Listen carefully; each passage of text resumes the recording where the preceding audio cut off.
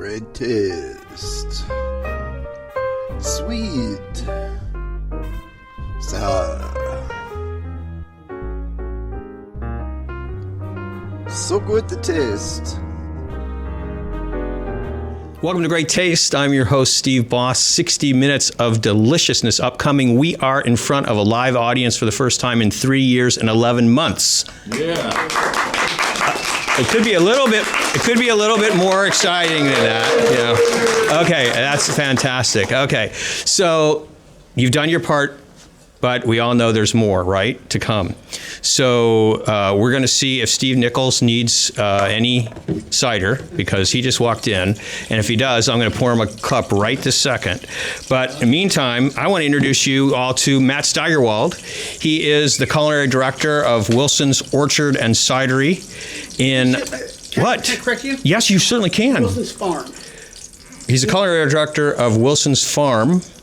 Wilson's Farm for 2 years now. It's been Wilson's Farm for 2 years now, but I'm out of it. So, I mean, you know, it doesn't really... You've been in Europe. You know, yeah, I've been in Europe. So I'm going to try to take a pass that way.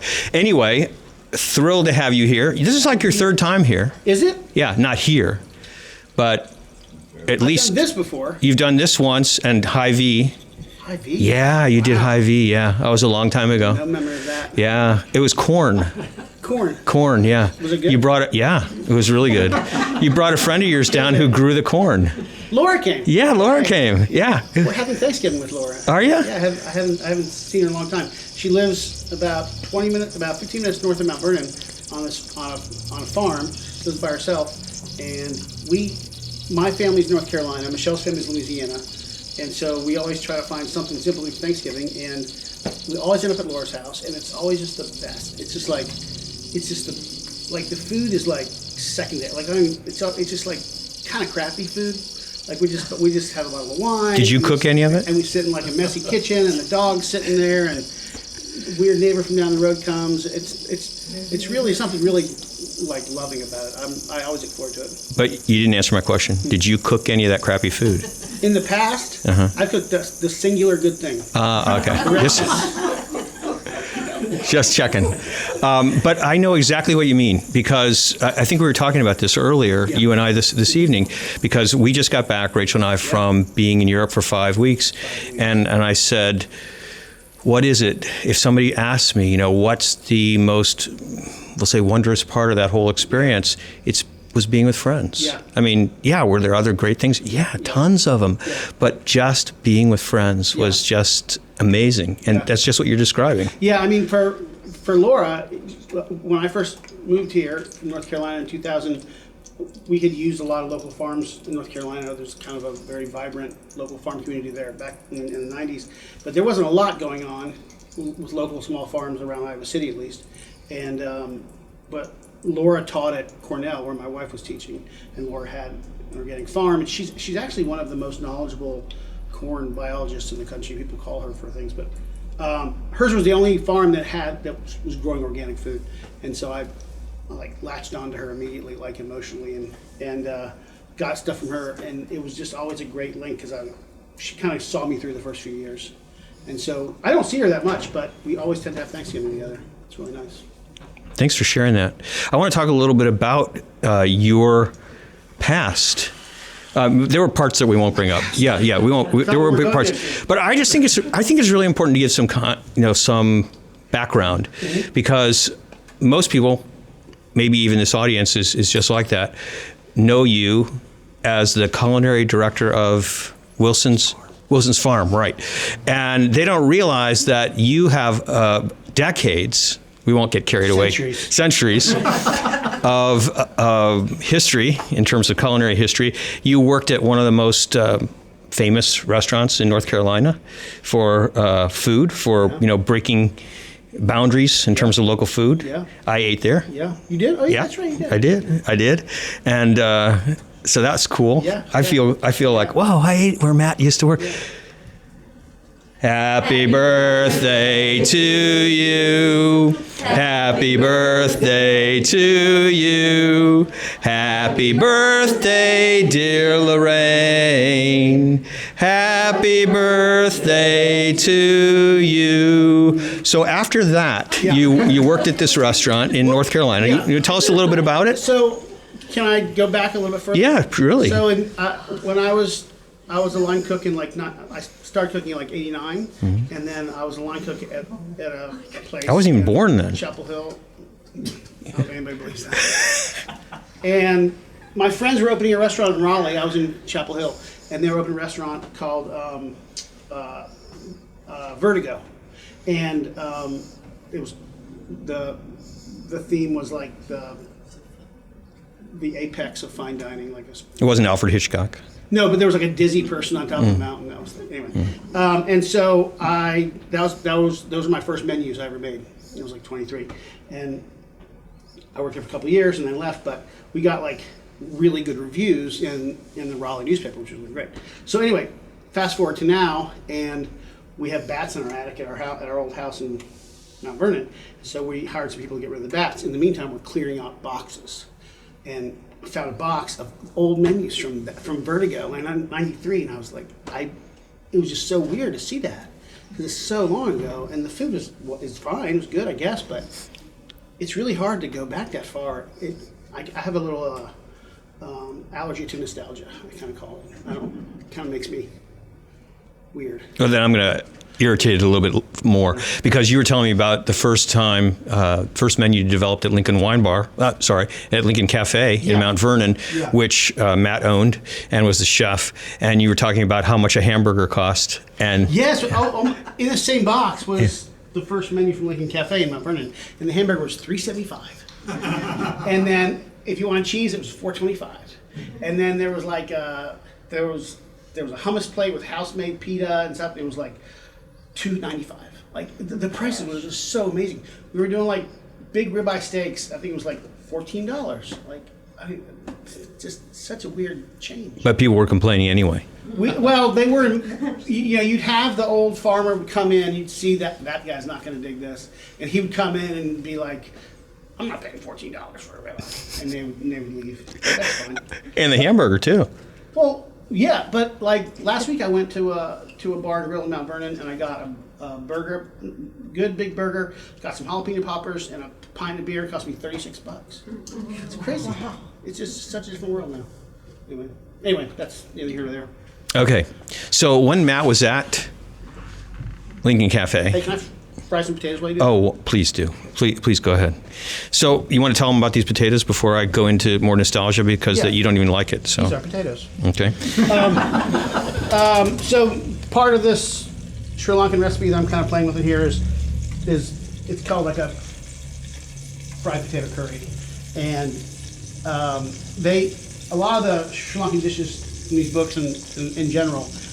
I was telling her that what got me interested, not to go too far from the subject, but what got me really interested in the Sri Lankan food was I didn't know much about it originally, and then when I started talking to people who cooked Sri Lankan food, the way it was explained to me was that, and I'm sure some of you know a lot more about it than me, but that it took a lot of the warm spices and a lot of the emphasis of dried spices from India and mixed it with a lot of the kind of funky fish paste and stuff of Malaysia. And I just thought that was a great idea. I just love that idea. So then I kind of started getting books and buying them. So this is just, you boil potatoes first, and then you're with turmeric in the water to get turmeric on the potatoes. And then you fry them and smash them a little bit, and then we'll take them out, make a little fried curry with some greens and mix it together. That's just one of the dishes we're going to do. So I'm just awesome. Starting to get these fried a little bit. Okay. So where were we before that? I forgot.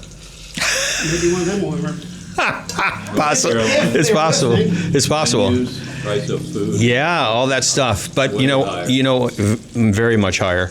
And sometime in the future, maybe, if you guys aren't too bored, not at this particular show, I'll talk about some of my experiences in Europe, trying to balance maintaining some semblance of a budget while eating out and recognizing all of the amazing swings in pricing that have occurred over the last number of years.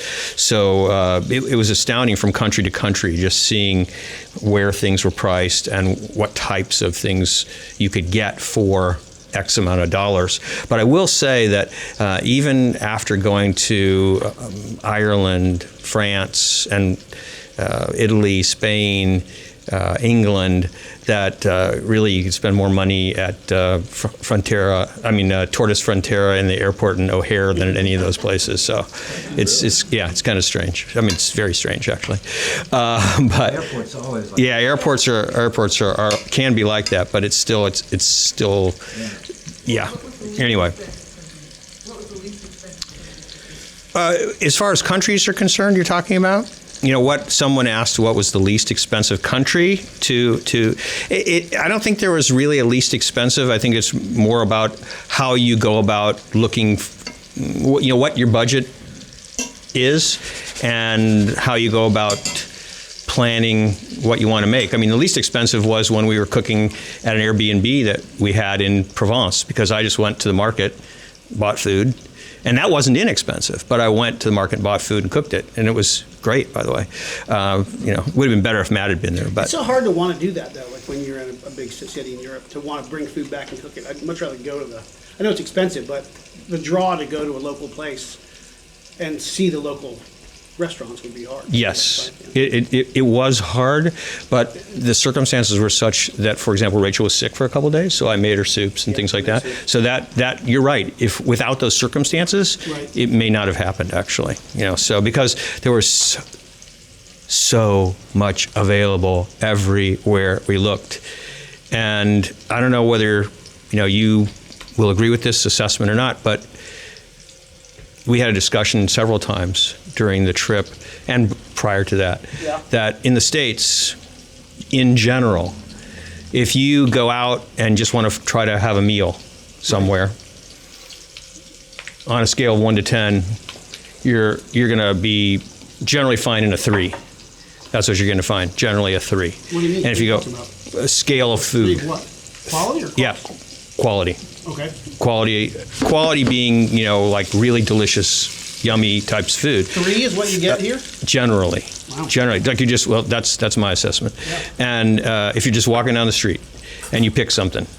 And in Europe, you're like 7.5. Oh, yeah. So whatever country you're in, you're like 7.5. Now, I'm going to take that back a little bit. I hope I'm not going to make anybody upset. Ireland might be a little different. I'm not sure I can go up to 7.5 on that one. So anyway, all right. So I'm going to let you cook your potatoes for a few minutes, and I'm going to ask Steve McClaskey to come up here with Kim, and let's talk about the farmers market for a few minutes and let everybody know about the winter farmers market. These are two of our growers, and I hope you all know them, which means that you buy food from them all the time. And I'd love for you guys to just tell everybody about what the Winter Farmers Market is in Fairfield. And I think this is really important. People are going to hear this in other parts, but Winter Farmers Markets are not necessarily, I don't think they have one in Iowa City. I don't think they have one in Mount Vernon, right? No. So who wants to start? I can. So our indoor farmers. Well, you must have forgot the rules because it's been so long. I saw you reach for that microphone, and the rules around here. I'm going to go over them again, really, because I think it's really important. Don't ever touch the microphone. Okay, that's the rule. So the indoor farmers market is every Saturday, no, not on Wednesdays anymore, and it's at the Golden Magnolia Sanctuary, and it runs from 9 to 1. And we've had about probably 7 or 8 vendors there. Yeah. The last 2 Saturdays, we've done it for 2 Saturdays now, and we've had a really good selection of produce. Steve has probably the most produce. But there's a lot of different things. There's a guy that brings in coffee beans, and then a lot of baked goods, and then of course there's always eggs and stuff. But I'm just amazed at how much produce we have at this time of year, because we have I have apples, and I've had eggplant because I went out and harvested all those before the big freeze came, and then there's sweet potatoes and some of the things like that are the fall crops, and then Steve has a lot of his greens, and I'm not sure what else. Go ahead and talk about what else you have, because you have more of a variety than other people there do. Yeah, we have a whole bunch of different kinds of greens, lettuce and kale and chard and several Asian greens. We also have turnips and carrots. What else do we have? At some point, we'll have some beets. We have daikon radish, big daikon radishes. Any microgreens? We definitely have microgreens. There's another vendor that also has microgreens, so there's plenty of microgreens at the market. Yeah. What's the forecast look like for as winter goes on? We'll have greens all winter. We should have carrots most of the winter until they run out. We've got a good supply. We've got lots of daikon. We won't run out of daikon. And lots of turnips. Excuse me one second. Do you have a favorite way to use daikon? We get that purple daikon from our local people, and when we shave it, we like to press it in a vac seal with a nice pickle, like sweet pickle, and then we roll them up like little tube, like cigarettes for garnishing and salad stuff. They're super sweet, and they're so bright purple. It's really cool looking. Yeah. But So also it's- we make a lot of kimchi. We usually use a lot more daikon in the kimchi than we used to because people have so much daikon right now.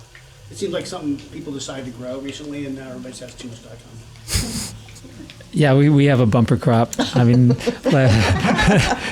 last year the daikon didn't do really well. It got planted late, and so we just had some small ones. And this year we planted them early and planted 2 beds instead of 1, and we've got a lot of daikon.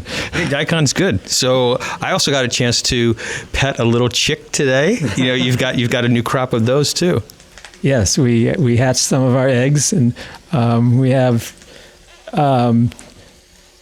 as of a few minutes ago, we had 12 little chicks, and there was a 13th one that was pecking its way out of the egg. So we have eggs at the market. Not a whole lot this time of year, but we do have some eggs. Come early for the eggs. Yeah. Fantastic. It's like four vendors that have, counting you, 4 vendors that have eggs, and they're still sold out by 10 o'clock usually. So they go fast. All right. Well, Stuff inside. You grow all that like in High tunnels. Yeah. Yeah. But you can those can be maintained through the winter all the way, or there's kind of a stopping point. We always grow spinach, a lot of spinach, and then kale can easily be grown all winter long. Spinach, when it freezes, the sweetness all goes up into the leaves, so it's really, spinach is so much better in the wintertime than it is in the summertime. I know about collards, which people used to not grow, but now we're seeing more collards. Yeah. But Steve you have tunnels and... Yeah, we have tunnels. The root crops are outside, and we've harvested them. They're in storage, and so we'll take them out of storage all winter. The greens are, we have a few left that are outside. Most of it they're in tunnels, so they'll be protected. And what happens is that the plants, when it gets really cold, they need to protect themselves from freezing. And there's 2 ways they do that. The one that we like is that they make more sugars. And so that there's a higher concentration of sugar in the sap, and that lowers the freezing point, so they can stand the cold weather better. The other way is that they instead of, if the sap would freeze inside of the cells, it would burst the cells because it expands when water freezes. So they move the water out of the cells to the space in between the cells, and it freezes there, and it doesn't do any damage. And then when it thaws out, they move the water back into the cells and keep growing. Thanks for that. That's great. And by the way, we're going to be enjoying, I tell you, this kale is so sweet. I tasted it when you were harvesting it. And we have, there's greens back there. Maybe, Steve, you could hold up a few of those. So beautiful, beautiful greens that are going to be part of, all harvested this morning, by the way. So it's going to be fantastic. So thank you guys so much. One more time, the hours of the market? Is from 9 o'clock in the morning till 1 in the afternoon. Every Saturday. Every Saturday. Mm-hmm. Sounds great. Thank you guys so much. Uh-huh. All right. So I hope that you'll go to the market, not only go to the market, but think about it in relation to the total support of our local food system, because there's nothing more important really to the sustenance of our society, in my opinion, than supporting our farmers and supporting, your own physiology through consuming local foods. And it's also most delicious, really fantastic. It is. I mean, people always think that it's about supporting the local, and it is, but really, it's just so much easier to be impressive by using local stuff because it just tastes so much better. People don't even understand it. Also, when I buy, like, if I have to buy like kale from a, like a wholesaler, like Lafredo or something, I get it and then it's crappy when I get it, and then 2 days later I throw it away. And I get kale from someone who grows it here, like 2 weeks later in the fridge, it's pristine still. It's just like you have so much more time with it. I don't understand why anybody wouldn't just really work hard to do that. But I guess food just, I mean, it's easy for me to do, right? Because I have the connection to farmers and they come to my place. I think a vital farmer's market is key. Yeah. And Matt, I love, Matt says he has a connection to farmers, but, I know, for example, because he's told me about stuff where, you're eating something at Wilson's. What is it? What's the name of the place again? Give it a try. I don't think Wilson's Farm. Unbelievable. Somebody said it though, so I was just going on what they said. You're eating something that with beets, and yeah. I know that you said to me, "Oh yeah, they called me this morning and said they didn't have anybody that could dig them, but if I had somebody or if I could come by and dig them myself, we could have them tonight." Yeah. So, it's great. Yeah. And I live in Mount Vernon, and the restaurant's in Iowa City. So during the high season, busy season, I'll stop by 4 farmers on my way in. And I'll get to work, and the whole back of my car is just like packed with it's kind of fun because they're just on the way. There's a Solon one, there's a Mount Vernon one, there's an Iowa City one. It's really kind of fun. So you reminded me of 2 things that you've said to me over the years that have stuck with me.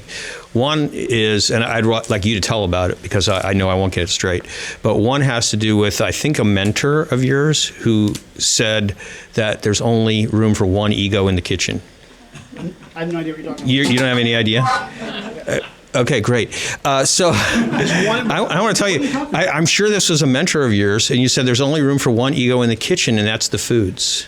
That's the only. What do you think about that piece of advice?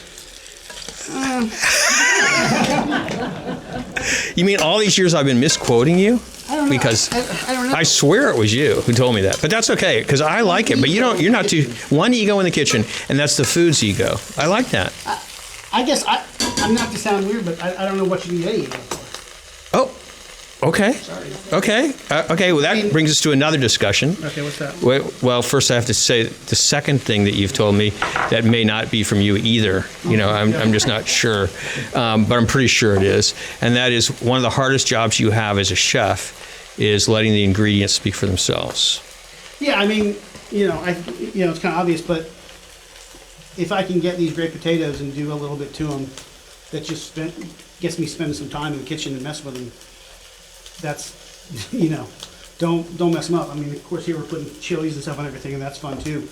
But especially in the nice months, we don't do as much as we used to. I think because that's a whole COVID conversation we can have. But we used to do a lot more like veggie sides on the menu. Like we'd have a whole section of veg sides, and it would be roasted carrots from Forrest with his beets, and then it'd be just a very simple garnish. And I really love doing that. But we don't do it as much as we used to do it. Kind of have had to shrink the menu because of labor, to be honest with you, since COVID. But I mean, of course, it's always great just to let the vegetables do their thing. But I also think that sometimes people know what the vegetables are going to taste like. Like if you had kale or if you had potatoes and you're a chef, sometimes it's easy to get that in and have a mind, like have a memory of what that tastes like. And because different farmers do it, because it's so local, and because it's microclimate and all that stuff, I'm amazed at how differently the same vegetable can taste, even if it's the same varietal. When Laura grows it at Abbey Hills and when Forrest grows it at Onion Grove, they're like 20 miles apart and the same seed and same weather basically, and it's a different. The flavors are very different, which I guess just has to be microclimate. Yeah. Soil. Yeah, soil. Yeah. Yeah, that is extraordinary. I know, for example, when you made me think about this chard and potato dish that a friend of ours in Umbria always made at her restaurant, and then she made it for us a few weeks ago. Mm-hmm. And I've tried to make it, at home millions of times over the last 25 years. It doesn't taste anything like what she made. It's still chard and potatoes. That might just be you, though. Oh, yeah. Okay, so I think we better move on. I would love to, let's talk about something else. Francis Ticky is with us, and I'm assuming that he'd like to come up and talk for a few minutes. So, right? Am I right or am I incorrect? Yeah.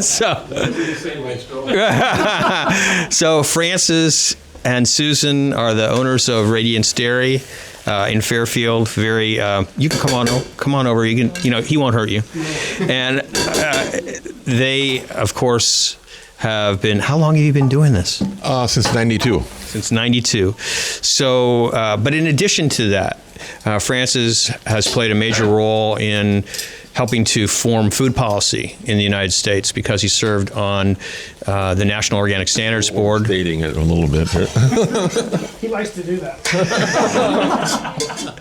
I haven't said anything about Matt, have I?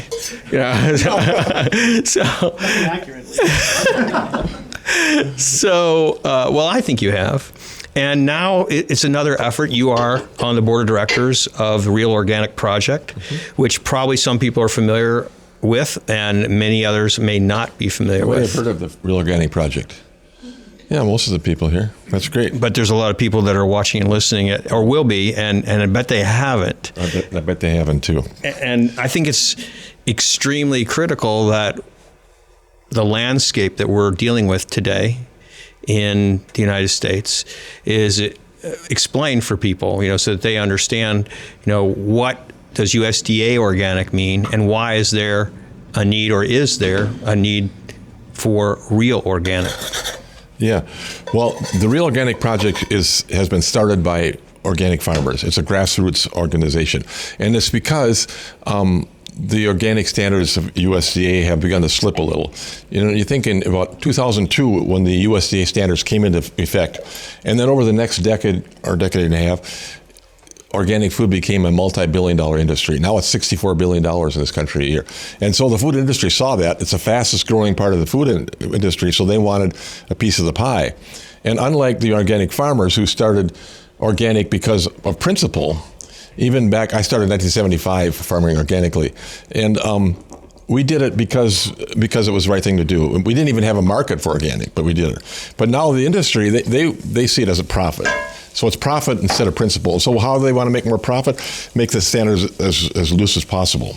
And so there have been some slippage of the standards, and that's why the Real Organic Project came. There are three more egregious kind of things. One is that there were these large dairies that were certified organic, like 5,000 or 10,000 cows. And there is a grazing rule that cows have to have so much grass, food from grass, and they weren't meeting that. Another one is chicken houses. There were chicken houses, 100,000, 200,000 chickens. And the rules say that chickens have to have access to the outdoors. Well, they had a little door somewhere, and the chickens never really found it, basically out to a porch. And so, it was really slipping the rules. And the biggest one that broke the camel's back, really, was hydroponics. When USDA started saying you can certify hydroponics as organic. And then the organic farmers bound together, and we came up with this Real Organic Project, which is an add-on. So to be certified by the Real Organic Project, you have to first be certified by USDA. And then you have the add-on, and that means that your food is grown in the soil, that cows have real access to pasture, chickens have access to the outdoors. And so that's in a nutshell, what it is. I think one of the things that you just mentioned, I would like to just to go over one more time, and that is that your food has to be grown in the soil. This is something that was a bedrock part of the National Organic Standards, right? And so how in the world did that just get lost? It happened through the back door kind of thing. Is you see that the certifiers are accredited by USDA. There are many certifiers across the country, and some of them started to certify hydroponics without authorization to do so. And so it kind of grew. Pretty soon there were these huge certified hydroponic operations like Driscoll's. If you go buy Driscoll's blueberries, they're hydroponic. They don't say it on the label, but they are. And so things like blueberries, tomatoes, peppers, cucumbers, most of these that are organic are hydroponic, unless you know who the farmer is and know they're growing it in the soil. So it kind of slipped in the back door, and then it was addressed by the USDA, by the NOSB, the National Organic Standards Board, when I was on it. And by then, it was so much infiltrated by the food industry. Even the appointments of the members of the NOSB, many of them were representative of industry and so on. And you got to look at it this way, is that we've learned that there are 1,200 lobbyists for food and agriculture in Washington, D.C., more than there are for the military. And they have tremendous power. Now, we farmers, we will lobby too, but, we're mostly farmers. We don't hardly do any, lobbying. And so it's out of control. Not only do they lobby Congress, but they lobby USDA for the rules. And a good example is that the Real Organic Project has an organic standards board too. We have 15 members like the NOSB. 10 of them are organic farmers, and we nominate and elect them internally. USDA has 15-member organic standards board. 4 of them are supposed to be farmers by law. Well, USDA was putting in agribusiness representatives anyway in the farmer slots. So what was the remedy? Agribusiness lobbied Congress in the last farm bill and changed the law. It says that farmer seat now can be filled by agribusiness representatives. And so really, we don't have any control over the destiny of the NOSB. But with the add-on, we do, and we can hold that up to the highest standard for not only hydroponics and cows having access to the pasture and chickens being outdoors, but also for soil standards. Like you said, that soils are really enhanced and improved with organic farming. And I think I'd like to make one other point, and that is that there isn't, I don't think, an endemic bias against hydroponic growing. It's simply the ability to designate it as certified organic. Exactly, yes. We don't have anything against hydroponics. Some people want to do that. That's great. But it's not really organic, and it's not even in the law or the rule.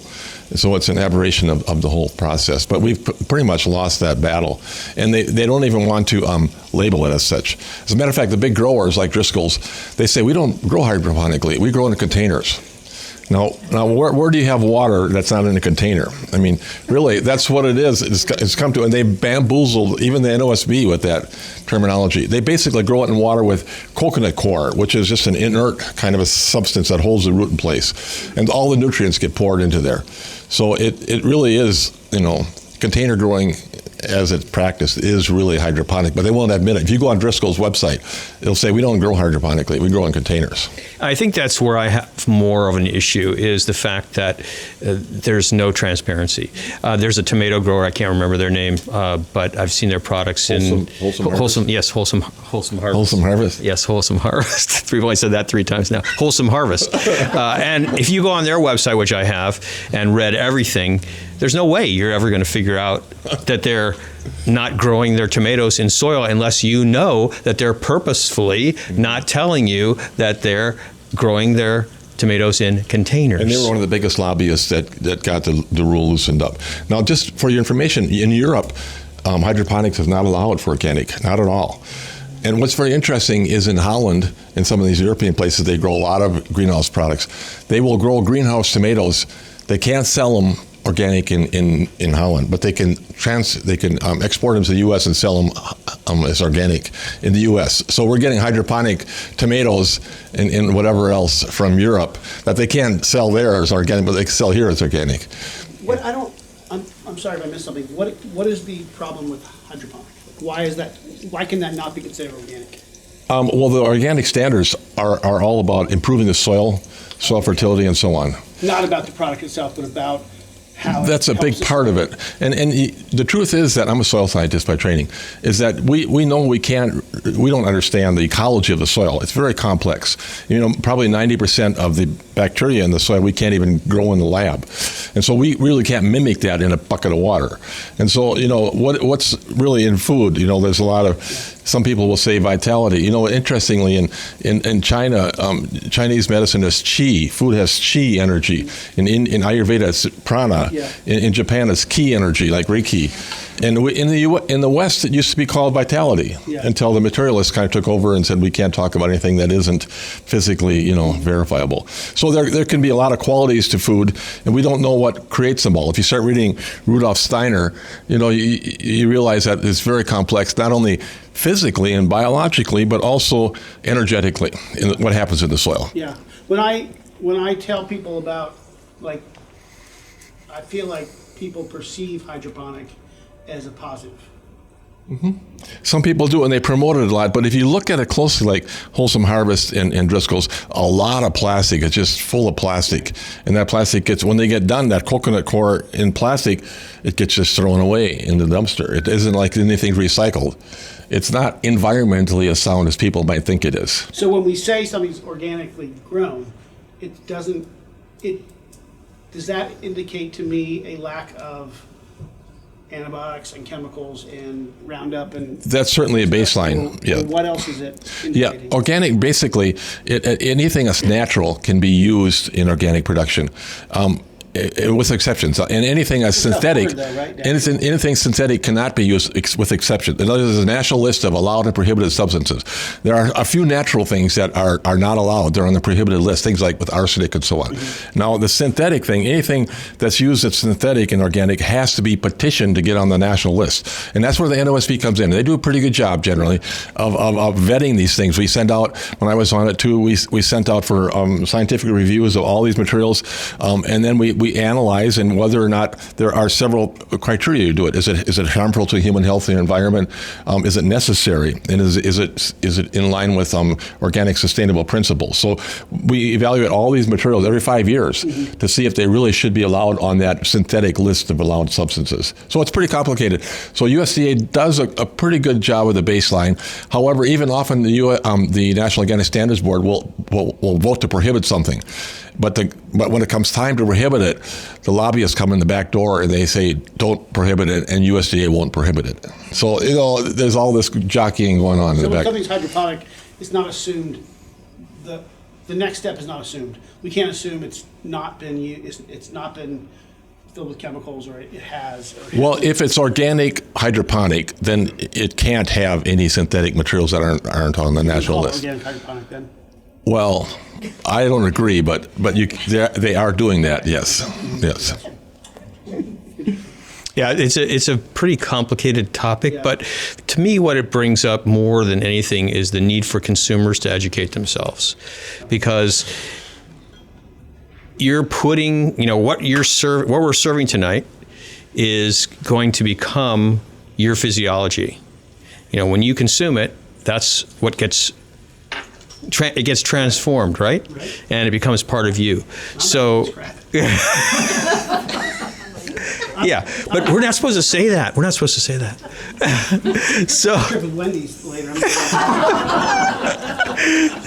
So, so the point is that it's incumbent upon all of us, really, as consumers, to understand what it is that we're eating.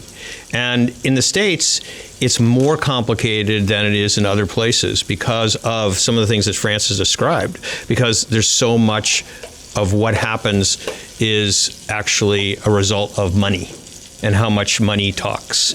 And so money and marketing, and people are being essentially manipulated, all of us as consumers all the time, to purchase products, based on a very, a need that's created, rather than the essential, we'll say, vitality of those products when we're talking about food. So as far as education, the Real Organic Project does have a logo. We have now 1,100 farms around the country that are certified with the Real Organic Project. And if you see the Radiance Dairy label, we have a little blue sticker on there that says Real Organic Project Certified. And so it's something that it's going to take a while to get that really going, but already in local areas that is available. And when you see that, you know that it's grown in soil, and you know that the cows have real access to the pastures and the chickens are indoors. Because, there was the organic community worked for 10 years on these animal welfare standards. And it was controversial because a big industry that has 200,000 chickens in the building, they don't want to have that. As a matter of fact, the leading Democrat in the Senate and the leading Republican in the Senate, they both had huge chicken houses that were organic. And so they stopped any of this. They wanted to stop that rule that would require chickens to have real access to the outdoors. And so that was it was cooking along for 10 years. And finally, during the end of the Obama administration, it got pushed through far enough to get approved. And it got, at the end of the Obama administration, so it was in January where it was going to be implemented. When the Trump administration came in, they threw it out. And so And now it's gone through a second iteration, and now the new rules come out, but they have 5 years to implement it and so on. So it's got another iteration of being watered down. But that's kind of how it works, you know. We've lost control as consumers and as people don't like to use the words consumers, as eaters, right? As eaters. But the other thing is that we can look for, there are so many different labels out there. In addition to Real Organic, there are other initiatives, we'll say, that many people are familiar with. The Non-GMO Project, that's a label that's out there. But there are limitations to these labels that consumers need to, I believe, really inform themselves about, because many people are using and buying products that are non-GMO certified, and they really don't have any idea what that actually means. And many companies are taking that certification on because it's a marketing tool. It has nothing really to do with It doesn't mean there's no pesticides. Right. I mean, that means they can use all the pesticides and still be non-GMO. So that means one thing, one slice. The other thing that's coming on is regenerative and climate smart. And the big industry, they've learned from the organic. They're getting on the front of this one. And they've started to claim regenerative and organic. And basically, they're trying to take business as usual of no-till and Roundup and so on and call that regenerative or climate. And they want to put it on the Wheaties package. You know, that's really what they want. And they're already doing it. So you got to watch that word regenerative, because it really is getting beat up already. Yeah, and thanks for letting everybody know that. But there's also certifications that are happening, like Real Organic Project, except in the regenerative area. You've got Dr. Bronner's, you've got Patagonia, and you've got Rodale that have put together a certification label for not just food, but also for HBA products and for fabric. And so there are lots of things that consumers can do by investigating what's out there, because there are people like Real Organic Project, like Rodale, like Patagonia, like Dr. Bronner's, who are really working for consumers. And so it's just a question of us being aware of what the options are. Okay. Hey, thank you so much. And thank you for providing such great products, and you and Susan both for doing that. We really appreciate it. So you have been doing so much while we've been talking, and I'm afraid that we might have lost some things, because this is absolutely gorgeous, and I hope that you could tell us what's been happening here. You've used the molcajete you want to tell us a little bit about that? We're doing 3 things tonight. We're doing like I said before, we're doing like a dry potato curry, like a dry curry. This is basically what they do in a lot of Indian and a lot of Sri Lankan things. When I read the Sri Lankan books, they call it a temper, but he called it a tadka. Tadka. Which is basically just, if you don't know, making your curry dish and then last minute frying some things in oil and putting it in it at the last minute to kind of bring out fresher flavors. So a lot of these things have that, and that's really kind of fun. So it's basically like you boil the potatoes with turmeric, and then you fry them in coconut oil for a little while, get some texture. And I decided to fold it in the greens because we wanted to add some local greens to it. And then you pull it out, and then you do your temper, which is basically more coconut oil. This recipe from this book that I did has Kashmiri chilies, which you can get online. Maybe you can get it down at everybody's, I don't know. And I made a homemade Sri Lankan curry mix, which you should really taste. It's really fantastic. Garlic, shallots or onions, jalapenos, lime, and then you mix that back in. Oh, and curry leaves. Mix that back in, and that's just kind of the vegetable side. And then one of the things that is in these books too that I really like is they have a lot of like sambals. So they have a lot of like chili-based little,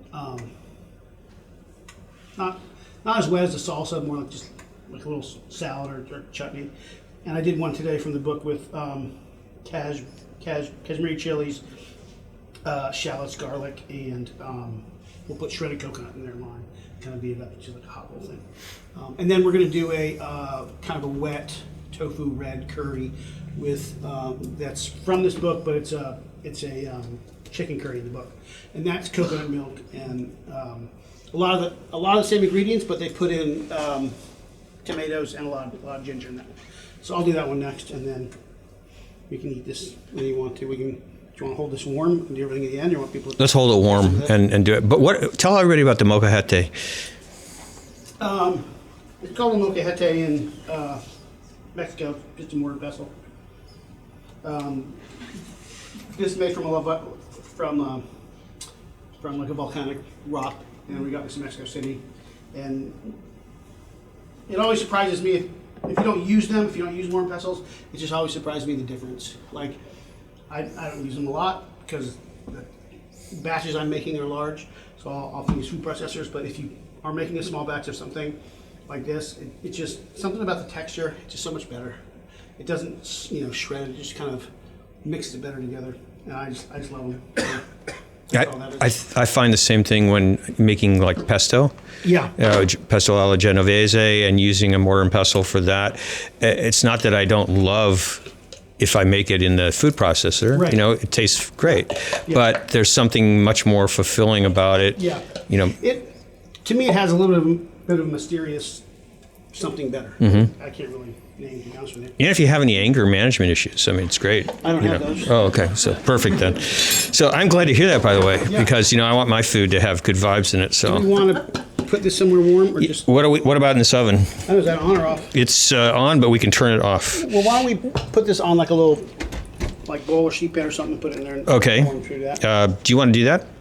Or you want me to do that? No, you'll do. But I gotta find a bowl. I wonder how this is going to sound when people actually, hear it on the radio.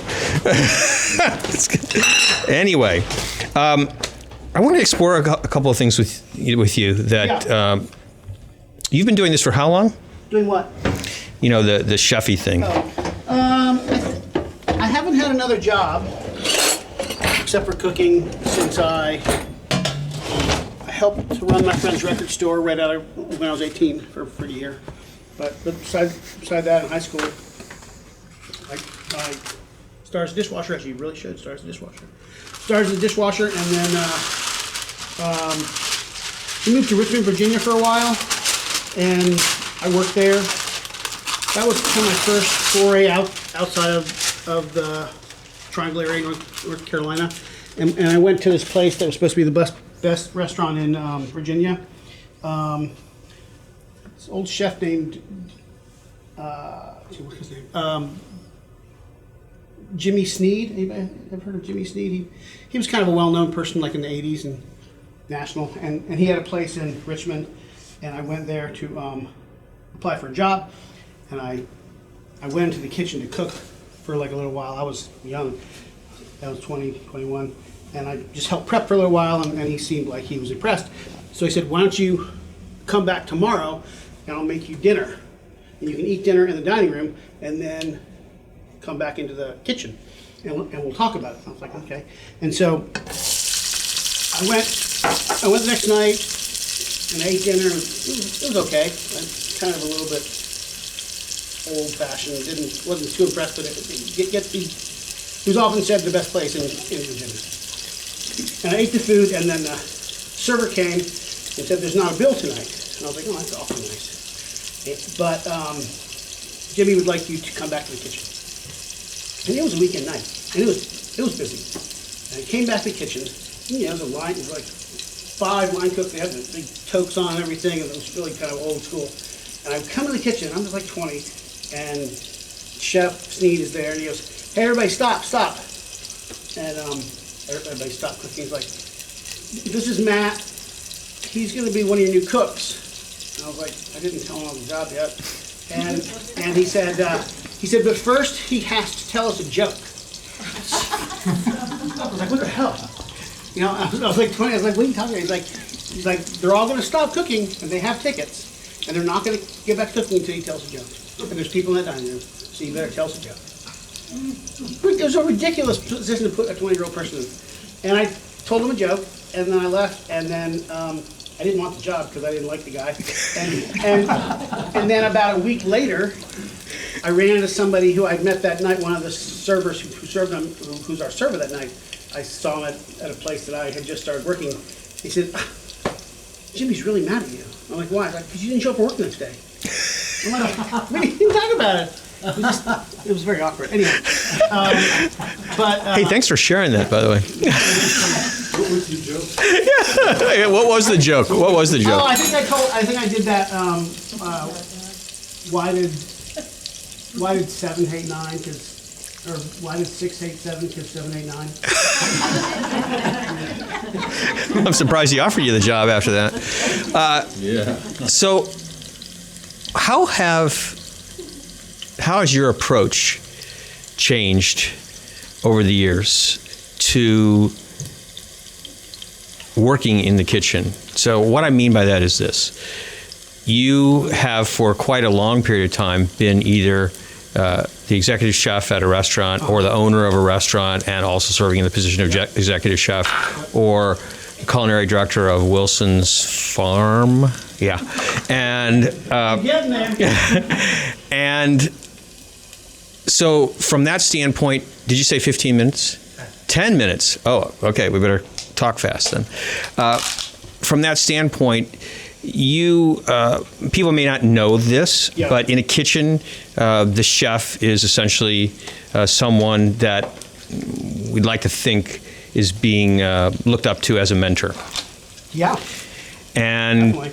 so, how would you say that you've, we'll say, evolved into that particular role over the years? And has there been any major shift in terms of, We were talking about this earlier. It's something I really noticed, and that is that I feel like there's a time I'm sure many people hit this point in their career when you, and it sounds kind of, a little bit, well, I guess it's not bad to feel self-assured, but it sounds a little bit, I think, egotistical to say, but at some point, I think in your career, you stop second-guessing yourself and wasting that time. And I really feel like over the past maybe 5 to 7 years, I've really tried to tell myself, when I have a reaction in the kitchen, I don't mean anything else, just in the kitchen, I feel like I'm at the point where I have an idea and I want to do it, and I don't,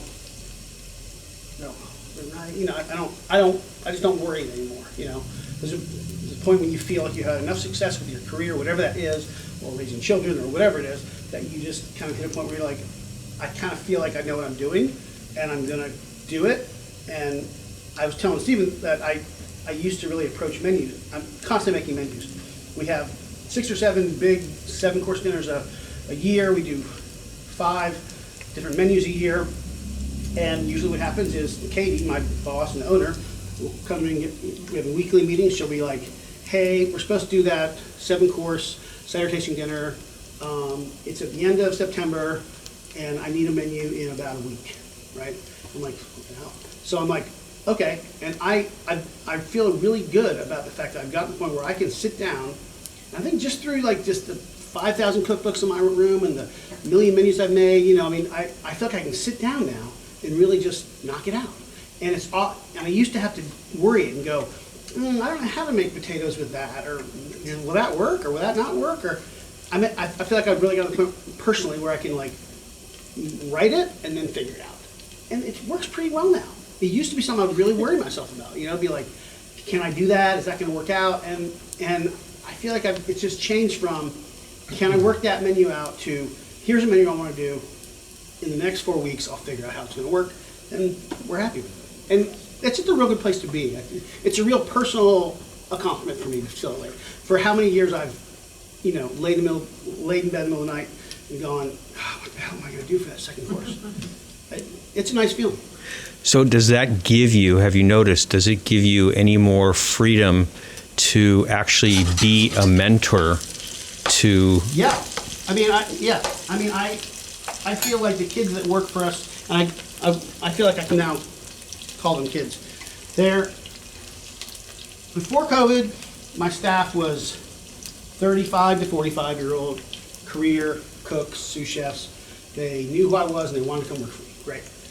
COVID happens, they all, whatever, they go start farms, or they all become photographers. I don't know what they did. They all just left. Everybody just left.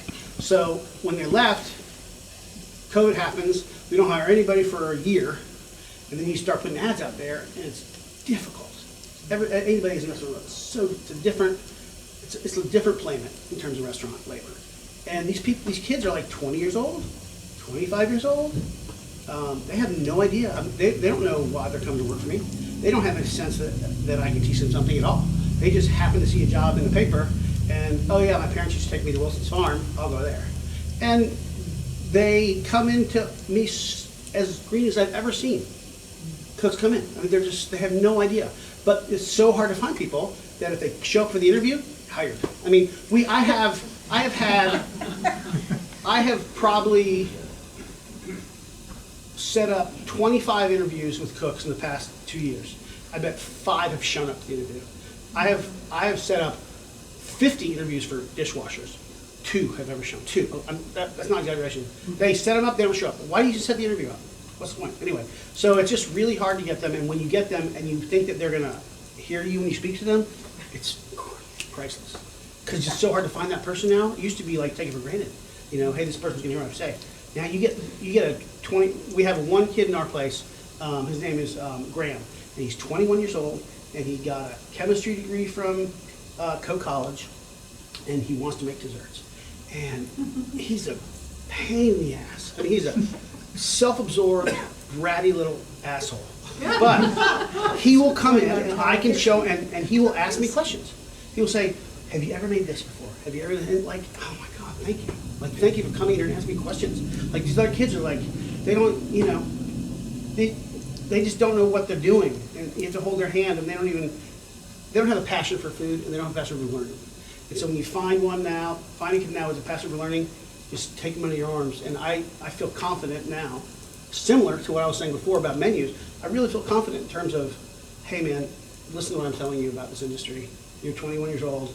I can tell you what's going to happen to you in the next 10 years. You want me to tell you? If you do this, let me tell you if you do that. I'll tell you where you're going to end up. And when you find ones that listen to you, I feel good about it. And it's hard for me to say these things because it does feel a little bit like I'm like saying things about myself that seem a little bit egotistical, but I really feel like I finally got to that point, 35 years, confident enough to do those things. And it's such a pleasurable place to be in your career. It's so much better than where it was 10 years ago. Worrying about this, worrying about that. You know, it's a nice place to be. It's really nice. I mean, I don't even care about, I don't even worry about guests coming in and liking it. I mean, obviously I want them to, but if I like it and my cooks like it and my owners like it, that's where we feel really rooted in that, and we feel confident in that. And I think that shows what we do. Thank you. Does that make sense? Yeah, and thank you so much for sharing that. I mean, that's so cool. I love it. I love it. I mean, it's just really a different place than it used to be. Yeah. Yeah. Yeah. So Tofu's gonna go. Yeah, you want to show that? No, wait. We got about 2 minutes. Yeah, so perfect. So we did shallots and ginger and curry leaves and garlic, and now tomatoes and coconut milk and water. And we're just gonna simmer that for like hour and a half. An hour and a half. Hour and a half. Good. Everybody's got time, right? No problem. Yeah. Perfect. And then we'll just put in the tofu, and then we'll finish it with a little temper, and then I'll just finish that coconut stuff, and we can taste it. Sounds fantastic. I mean, my objective with the show when we do a live show like this is that anyone who's watching or listening to this is like so sorry that they're not here. That's all I care about. So I want to mention before our 60 minutes is up that we want to thank Green Building Supply for hosting this event, because I'll tell a really quick story. I've been asked over, many times in the last few years, when are you doing Great Taste again? When are you doing it again? I said, I'm not doing it again. And Paul asked me, 4 or 5 months ago at everybody's, when are you doing it again? We want you to do it again. I said, I'm not doing it again. And then Melanie calls me up and says, hey, we want you to start doing Great Taste again. I said, okay. So thank you. And thanks to everybody's, because they supply a lot of the food that we're using, and MIU, Regenerative Organic Agriculture Program, supplied a lot of the food also. And we hope to be back doing this live every second Tuesday of the month now on a regular basis. Let's hope. And so we hope we'll see all of you in December when we're back to, for the second part of the rebirth of Great Taste. Now, I also want to mention that we have another chef here, Emily O'Connor, and hopefully you've been to her restaurant, Taco Dreams, fantastic place. I'm eating lunch at tomorrow, actually, and hopefully she'll be with us in January or February or something like that. So that'll be really nice. Matt, what a pleasure! It's been great. Thank you. It's always fun to come here. It's such a weird little town. It is. Just like we always walk around, and I'm always like, there's so many little restaurants in this town. Have you been there? It's like, no. But that place, I didn't know that was even there. Like, there's a lot of cool little gems around this town that I always think. But I also feel like, I could be wrong, but every time I come, it's a whole different set of gems. Like things seem to open and close, open and close. We gotta get something to stick. Like some Taco Dreams that stick. Taco Dreams is sticking pretty good, I think. How long have you been open? 3 years. Nice, Yeah. nice. 3 years, yeah. Really delicious place. Do you feel settled at all yet, or no? You still feel? You have to come up here because we're off camera Sorry, otherwise, I don't need to- and you don't have a mic. So yes. Okay, hi. Hi. Hi. There we go. What was it? Just, do you feel like you're in a? Oh, groove now? 3 years? Yeah, 3 years. Yeah, good. it's good. I need some more creative. I need to push myself a little bit more creatively. This is Because your first restaurant you've ever owned? yes. Yeah. So, and it's also the staffing thing, it's every time I'm like in a good place, Oh my here we God. go. It's like, Seriously. bam. It's just So it's a different it's, world. yeah. So you opened up right at COVID. I did in the middle. Yeah. Yeah. We started just as takeout, like in an empty building. Yeah. So, But now it's seats and everything. yeah. Nice. Yeah. That's It's awesome. still kind of fast casual kind Yeah. of situation, but Nice. yeah. Then we had a breakfast, like a year and a half ago. You open every day. Just Monday through Friday. Monday through Friday. That's one nice thing about Fairfield is there's a thriving like lunch, Oh yeah. daytime food. We were So, open when I opened Lincoln Cafe in 2000. All the businesses downtown were open Monday through Saturday, and then I didn't open on Mondays. So then everybody closed on Mondays. They Oh, were like, "We're not gonna wow. You're not gonna open."